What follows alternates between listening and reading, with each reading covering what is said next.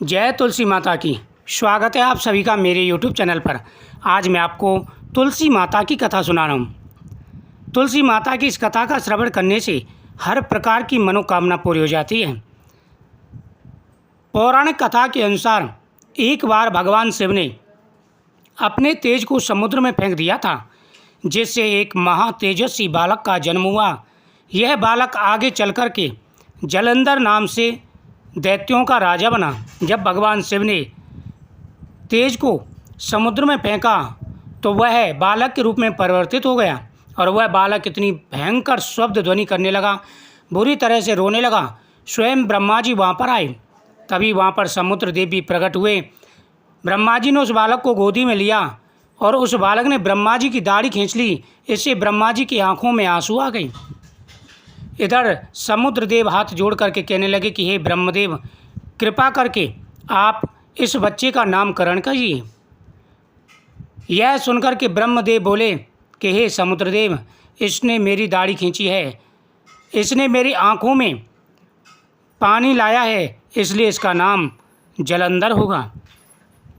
जलंधर के नाम से दैत्य राजा बना।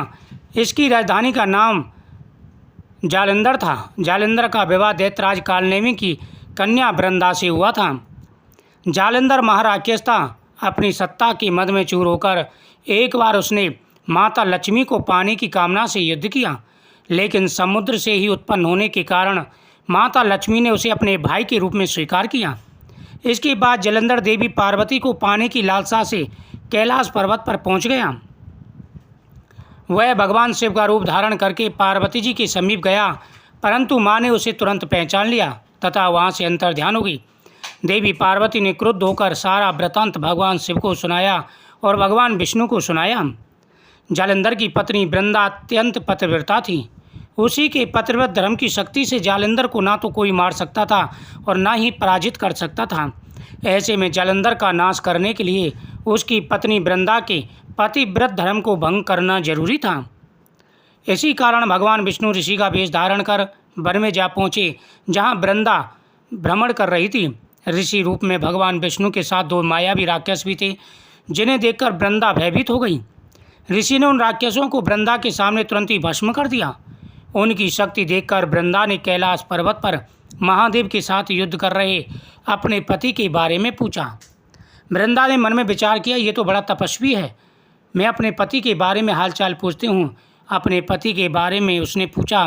ऋषि ने अपनी माया जाल से दो बानर प्रकट किए, जिसमें एक बानर के हाथ में जालंधर का सिर था तथा दूसरे के हाथ में उसका धड़ था। अपने पति की यह दशा देखकर वृंदा मूर्छित हो गई। होश में आने पर उन्होंने ऋषि से अपने पति को जीवित करने की विनती की। भगवान ने अपनी माया से जालंधर को जीवित कर दिया और स्वयं भी उसी शरीर में प्रवेश कर गई। वृंदा को इस छल का तनिक भी आभास न हुआ। जालंधर बने भगवान ने पतिव्रता का व्यवहार करने लगी, जिससे वृंदा का सत्व भंग हो गया। ऐसा होते ही वृंदा का पति युद्ध में मारा गया और पराजित हो गया और मारा गया। जब इस सारी लीला का वृंदा को पता चला तो उसने क्रुद्ध होकर भगवान विष्णु को हृदयहीन शिला होने का श्राप दे दिया।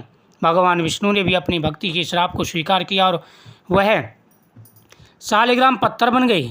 लेकिन सृष्टि के पालनकर्ता के पत्थर बन जाने से ब्रह्मांड में असंतुलन की स्थिति पैदा हो गई। यह देख सभी देवी देवताओं ने वृंदा से प्रार्थना की, वह भगवान को श्राप मुक्त कर दे, नहीं तो सृष्टि का नाश हो जाएगा।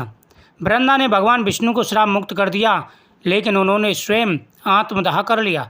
जहाँ वृंदा भस्म हुई वहाँ एक तुलसी का पौधा उगा। भगवान विष्णु ने वृंदा से कहा, हे वृंदा, तुम अपने सत्वत्व के कारण मुझे लक्ष्मी से भी अधिक प्रिय हो, इसलिए अब तुम तुलसी के रूप में सदा मेरे साथ रहोगी।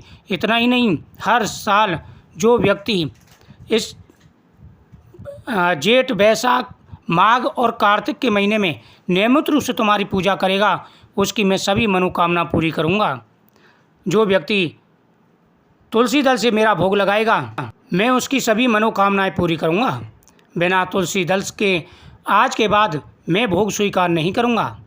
उसी दिन से माता तुलसी की पूजा होने लगी और भगवान विष्णु को माता तुलसी बेहद ही प्रिय हुई।